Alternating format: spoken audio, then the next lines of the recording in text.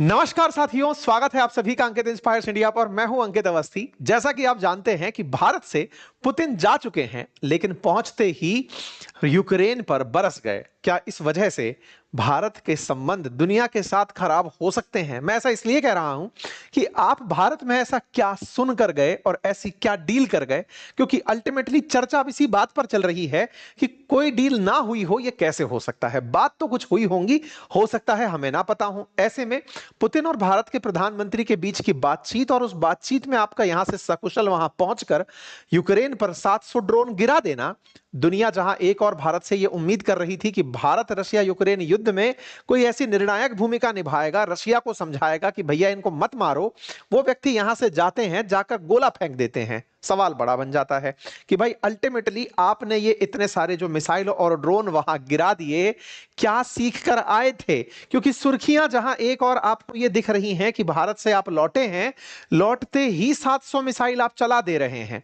और तो और इंटरेस्टिंग बात यह है कि ये उस समय चलाई जा रही हैं जब अमेरिका की तरफ से रिप्रेजेंटेटिव पुतिन से मिलने आए हुए थे। इंटरेस्टिंग बात समझिएगा, जब पुतिन भारत आए थे 4 और 5 तारीख को, उनसे एक दिन पहले ही अमेरिका से विटकॉफ और कुशनर मिलने आए थे पुतिन से। अब ये विटकॉफ और कुशनर कौन है, ज्यादा पीछे जाने की जरूरत नहीं है। अगर आपको इजराइल और गाजा वाली कहानी याद हो, तो शांति बहाली के लिए जिन लोगों ने बहुत बड़ी भूमिका निभाई थी, या फिर कहिए कि ट्रंप की तरफ से नियुक्त किए गए स्पेशल एनवॉय जो शांति करवा रहे थे, ये दोनों वही लोग हैं, विटकॉफ और कुशनर। कुशनर ट्रंप के दामाद हैं, यहां पर जो आपको बैठे दिखाई दे रहे हैं। फिलहाल ये पुतिन के सामने बैठे हैं। 2 तारीख को ये लोग आए थे, पुतिन से बतियाए थे कि सर आप और यूक्रेन किस तरह समझौता कर सकते हैं बताइए, क्योंकि हमारे ऊपर जिम्मेदारी आप दोनों की शांति बहाली करवाना है। विटकॉफ और कुशनर नेतन्याहू के साथ भी दिखाई दिए थे। होपफुली आपको पुरानी तस्वीरें याद हों। आज के सेशन में जिक्र इसी बात का कि जेलेंस्की क्या भारत के खिलाफ जहर उगलेंगे? क्या यूरोप इस बात को और अगेंस्ट ले लेगा कि यार भारत वालों ने उन्हें क्या सिखा दिया कि यहां से जाते ही इतने सारे ड्रोन चला दिए, इतना सब कुछ गिरा दिया, इतने सारे ड्रोन, हवाई जहाज, ये सब यूक्रेन के ऊपर गिराए गए, यूक्रेन ने उसमें से कुछ न्यूट्रलाइज किए और कुछ की वजह से हुए विध्वंस की तस्वीरें आई। अगर आप ध्यान से देखें तो आप पाएंगे कि यूक्रेन के लगभग हर क्षेत्र पर हमले की तस्वीरें दिखाई दे रही हैं। जहां पर नहीं है वो क्षेत्र है जहां पर रूस का अपना कब्जा है। अभी तो पूरा की पूरा यूक्रेन इन्होंने छान मारा। तस्वीरें बाहर आई कुछ इस तरह से, रेलवे स्टेशन, पुलिस स्टेशन, जहां जहां भी इस तरह की तस्वीरें, यहां पर इन्होंने सिविलियन इंफ्रास्ट्रक्चर को जबरदस्त नुकसान पहुंचाया। लोग इसी बात को कह रहे थे कि विटकॉफ और कुशनर की प्रेजेंस में अगर यह आदमी ऐसा कर सकता है, तो इसका मतलब इनके बीच में शांति को लेकर के कोई भी मन मस्तिष्क में विचार नहीं बना है। आप उठती हुई आग देख सकते हैं, हुआ तहस नहस साम्राज्य देख सकते हैं, और तो और लोगों के द्वारा राहत के लिए मेट्रो स्टेशन में, जो कि रेल सड़क के नीचे बने हुए मेट्रो स्टेशन हैं, वहां पर राहत की सांस ली गई, क्योंकि इन्होंने जबरदस्त तरीके से हमले किए। यहीं पर नहीं रुके, इसके अलावा आप जापोरिजिया जो न्यूक्लियर पावर प्लांट है उस तक को टारगेट किए। बताए, ऐसा यूक्रेन का कहना है, जिसके चलते उसकी इलेक्ट्रिसिटी कनेक्शन रुक गया। कुल मिलाकर के यहां पर यूक्रेन में जो हमले हो रहे थे, वो यूक्रेन में हमले होते होते न्यूक्लियर रिएक्टर तक पहुंच गए। लोगों ने यही जिक्र किया कि अगर वाकई में रिएक्टर पर धमाके हो गए तो दुनिया में एक बहुत बड़ी क्राइसिस खड़ी हो जाएगी, एक बहुत बड़ा नुकसान हो जाएगा। आज के सेशन में अब हम इस बात पर जानेंगे कि असल में पुतिन को ऐसा कौन सा कारण था जो इग्नाइट कर गया कि चलो यूक्रेन को मारते हैं। इतने ज्यादा दिक्कतें क्यों की गई, आइए इस बारे में बात करते हैं, क्योंकि अल्टीमेटली यूक्रेन को हुआ नुकसान बहुत बड़ा है और इस बात को वो बार बार गा गा कर बता रहे हैं। जेलेंस्की के द्वारा कहा गया कि मैंने नाटो के चीफ से बात की है कि देखो हमारे ऊपर इतना तेज हमला हुआ है, ये हमले के लिए दुनिया जाहिर में बात कर रहे हैं। अब चलते हैं इसके पीछे की कहानी में, क्योंकि इस पूरी कहानी के पीछे भी एक कहानी है, और वो कहानी है यूक्रेन की हरकतों की। यूक्रेन की हरकतें क्या हैं, अब मैं आपके सामने वो लेकर आता हूं। असल में हुआ क्या, जब 4 और 5 तारीख को रूसी राष्ट्रपति भारत की यात्रा पर थे और वो अपने साथ में लगभग सारा की सारा स्टाफ लेकर आए थे। उनके साथ में उनके वित्त मंत्री भी थे, तो उनके साथ में वाणिज्य मंत्री भी थे। तमाम जो उनके प्रमुख लोग हैं वो भारत की यात्रा पर थे। एक तरह से समझिए रूसी कैबिनेट यात्रा पर चल रही थी भारत के समकक्षों के साथ बातचीत करने के लिए। आप यहां पर बिजी थे। इधर पीछे से यूक्रेन ने अपनी तरफ से रूस में हमला कर दिया। रूस पर हुआ हमला 5 दिसंबर को कीव इंडिपेंडेंट में आया भी कि यूक्रेन ने कंफर्म किया कि उसने ड्रोन स्ट्राइक की है सी पोर्ट पर और ऑयल रिफाइनरीज के अंदर रशिया में। आप ये तस्वीरें देखें, आप मीडिया का प्रबंधन ही कहिए इस बात को कि उस पूरे समय पर जब रूसी राष्ट्रपति यहां थे, यह सुर्खी नहीं बनी कि इधर पुतिन यहां पर हैं और पीछे से यूक्रेन ने हमला कर दिया है। लेकिन यूक्रेन ने उस समय एक गुस्ताखी जो की वो ये थी कि जब पता था कि ये लोग पीछे से नहीं हैं और उसने रूस पर हमले कर दिए।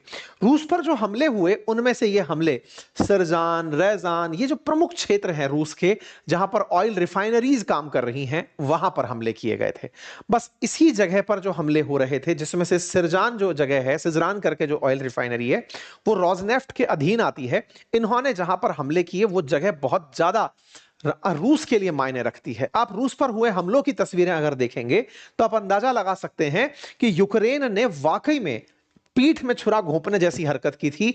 जब ये पता हो कि सारे के सारे बड़े लोग निकल करके गए हुए हैं, इन्होंने पीछे से जो हमले किए उसकी तस्वीरें आप देखें, आप उठती हुई आग की ज्वाला देखें। सब जानते हैं कि असल में रूस की ताकत है उसकी रिफाइनरीज, और उनमें भी रोजनेफ्ट सबसे प्रमुख रिफाइनरीज में से है। उसके ठिकानों पर इन्होंने हमले किए, आग की तेज लपटें उठी। यूक्रेन के द्वारा इस तरह की जो हरकत की गई थी, इस पर रूस की तरफ से उस समय कोई प्रतिक्रिया नहीं दी गई। जब वो भारत की यात्रा पर थे उन्होंने इस पर कोई प्रतिक्रिया नहीं दी, लेकिन यहां से लौटते ही इनका जवाब दिया गया था। यूक्रेनियन ड्रोन्स की स्ट्राइक सेम उसी जगह पर हुई थी जहां अगस्त में भी इनके द्वारा हमला हुआ था। इंटरेस्टिंग बात समझिएगा, जहां एक और भारत में जब पुतिन थे उस समय यूक्रेनियंस भारत में पुतिन की यात्रा को भला बुरा कह रहे थे, सेम टाइम पर यूक्रेन रूस में ड्रोन हमले कर रहा था और उन्हें एक्सेप्ट भी कर रहा था कि हां ये हम कर रहे हैं।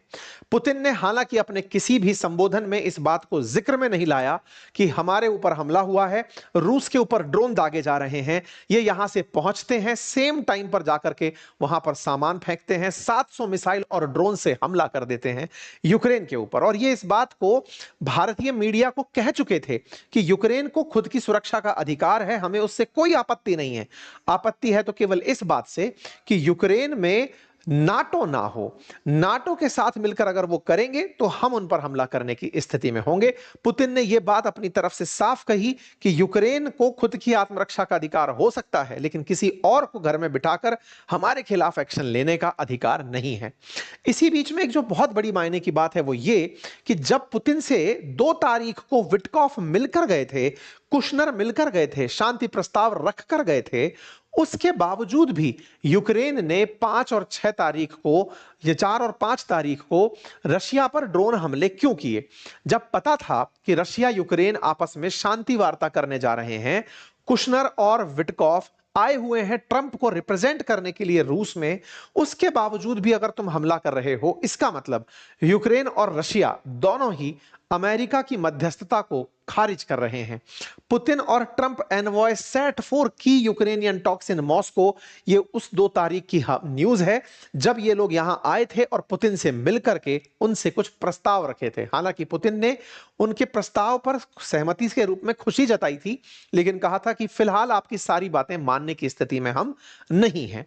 फिलहाल यूक्रेन की 20% जमीन पर रूस का कब्जा है और रूस इस बात को लेकर के बहुत ज्यादा एडमंट है कि वो लोहांस्क और डोनास्क वाला जो क्षेत्र है उसे रिटर्न नहीं करेगा, उन्हें वो नहीं छोड़ेगा। ऐसा कहते हुए उसने रूसी जो प्रतिनिधिमंडल, जो अमेरिकी प्रतिनिधिमंडल आया था, उसे किनारे भेज दिया। एक और तथ्य मैं आपको यहां पर बताना चाहूंगा, जिस समय पर अब फिर से सवाल बनता है कि भाई जब विटकॉफ और वो आए हुए थे पुतिन के पास मिलने के लिए, पुतिन उन दिनों क्या कर रहे थे? देखिए, शांत इनमें से कोई नहीं बैठता। पुतिन भी उन दिनों यूक्रेन के अंदर और तेजी से घुसते चले जा रहे थे। मतलब यह समझिए कि यूक्रेन पर भी उकसावे की कार्रवाई पुतिन कर रहे थे। वो कैसे? देखो, आप ऑलरेडी इस देश के 20% हिस्से पर कब्जा कर चुके हो और कब्जा करने के बाद में आप रुक नहीं रहे हो। पुतिन ने हाल ही, मतलब रूस की तरफ से एक वीडियो जारी हुआ, डिफेंस मिनिस्ट्री की तरफ से।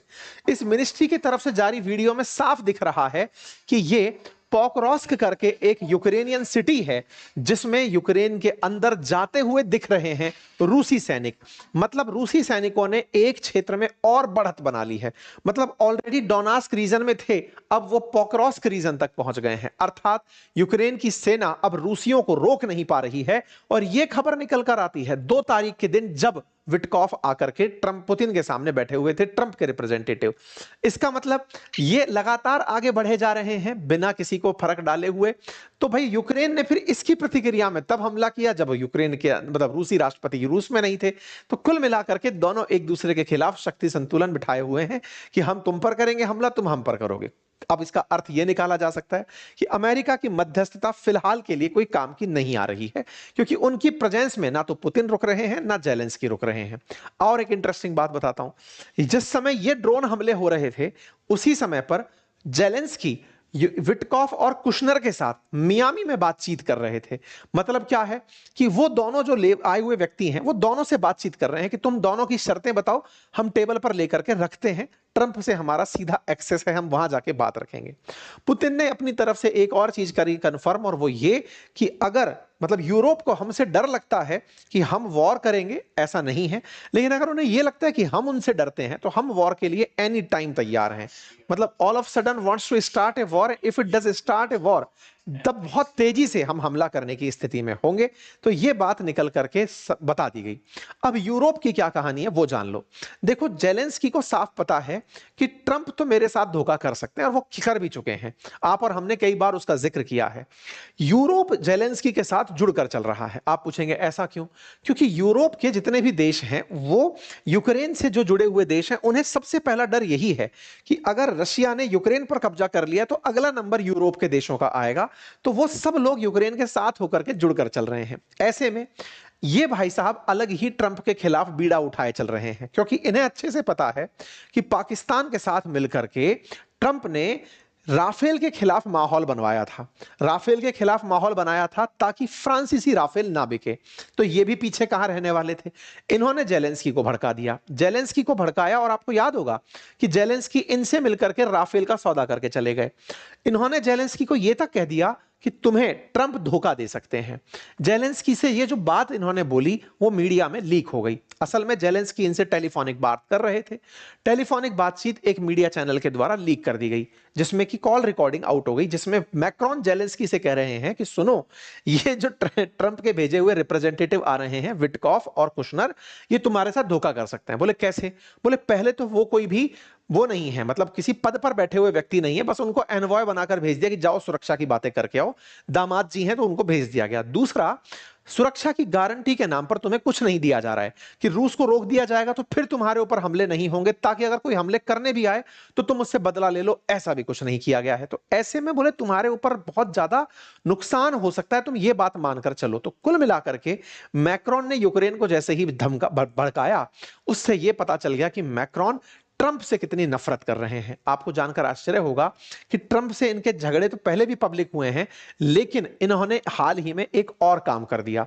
जिस समय पुतिन यहां आए हुए थे, मैक्रोन चाइना गए हुए थे। आपको मालूम होगा कि रूस के बाद, अमेरिका के बाद दूसरी बड़ी पावर जो इस समय बनकर आर्थिक रूप से बैठी है वो चाइना है। फ्रांसीसी राष्ट्रपति शी जिनपिंग से मिलते हैं और कहते हैं कि रशिया यूक्रेन के बीच में शांति आप ही स्थापित करवा दीजिए। मतलब मैक्रोन ने ट्रंप के स्थान पर शी जिनपिंग को प्रमोट किया। यह बात तो चिढ़ने वाली थी ट्रंप के लिए कि यार ये क्या हो रहा है, और ये हो भी क्यों ना। असल मायने में अमेरिका अभी उगा है शक्ति के रूप में। विश्व पर राज करने वालों में फ्रांस और ब्रिटेन ही हुआ करते थे एक लंबे समय तक। ऐसे में फ्रांसीसियों में फिर से वो बार बार बाहर निकल कर आती है, क्योंकि ट्रंप ने कई बार या अमेरिका ने कई बार फ्रांस को धोखे दिए हैं। अभी हाल ही के समय पर आपको याद वो तो होगा ही, जब इन्होंने ऑकुस डील कर ली थी, जब इन्होंने ऑस्ट्रेलिया के साथ में न्यूक्लियर सबमरीन की डील कर ली थी, फ्रांस की डील को रद्द करवा दिया था। अमेरिका फ्रांस के खिलाफ डिफेंस के क्षेत्र में खूब चालें चलता है। हालांकि दोनों नाटो मेंबर हैं, लेकिन दोनों ही माल बेचना चाहते हैं। इसी के चलते हाल ही में यूक्रेन को राफेल बेचने में कामयाब हो गए थे मैक्रोन, जबकि वो F-35 दिखाते रह गए। बस इसी को और पुख्ता करने के लिए कि अमेरिका को मैं जियोपॉलिटिकली कमजोर करूं, आप भाई साहब चाइना में पहुंच करके उनसे बातचीत की और कहा कि आप कम से कम आप कुछ ऐसा एफर्ट डालिए ताकि रशिया यूक्रेन के युद्ध रुक जाएं। मैक्रोन अपने आप को एक बड़ी स्थिति में देखना चाहते हैं, लेकिन अर्थव्यवस्था के आधार पर आप और सुरक्षा की व्यवस्था के आधार पर आप काफी मजबूती से आगे बढ़ रहे हैं। इतना ही नहीं, जेलेंस्की भी यूरोप के नेताओं में सबसे ज्यादा जिनकी बात मानते दिख रहे हैं उनमें मैक्रोन ही हैं। उसके बाद में वो यूके के प्रधानमंत्री और जो इनके जर्मनी के जो रिप्रेजेंटेटिव हैं उनके साथ लगातार संवाद में बने हुए हैं। फिलहाल के लिए वार्ता की और तैयारियां चल रही हैं विटकॉफ और कुशनर के साथ में। ये बातचीत करके जो भी नतीजा निकालेंगे वो आपके सामने निश्चित ही आएगा। जेलेंस्की की तरफ से फिलहाल यही कहना है कि हम अपनी जगह छोड़ने को तैयार नहीं हैं। इसके अलावा अमेरिका अगर कोई best proposal with security guarantee हमें देता है तो हम उस पर जरूर विचार करेंगे। यूक्रेन की आज ही मियामी के अंदर बातचीत फिनिश हुई है। इस बात को बताने के लिए वो ब्रिटेन जा रहे हैं और जर्मनी के भी उनसे बातचीत करेंगे। फिलहाल के लिए इतना ही। जानकारी पसंद आई हो तो साथियों से साझा करें। चैनल पर नए हैं तो सब्सक्राइब कर लें। आज रात 9:30 बजे रविवार वार्ता इसी चैनल पर लाइव होगी। आप अगर उसे ज्वाइन करते हैं तो आपके साथ बहुत सारी लाइव में बातचीत होंगी। बाकी हमारी किताबें आ चुकी हैं, मार्केट में उपलब्ध हैं, आप उन्हें एक्सेस कर सकते हैं। हमारे एप्लीकेशन से उन्हें मंगा सकते हैं। हमारे कोर्सेज उपलब्ध हैं, आप उन्हें एक्सेस कर सकते हैं। बातें बाजार की और अपनी पाठशाला दोनों पर। फिलहाल के लिए इतना ही। अपना ख्याल रखें। बहुत बहुत धन्यवाद। चैनल पर नए हैं तो चैनल को सब्सक्राइब कर लें। बाकी अपनी राय कमेंट बॉक्स में खुलकर रखें।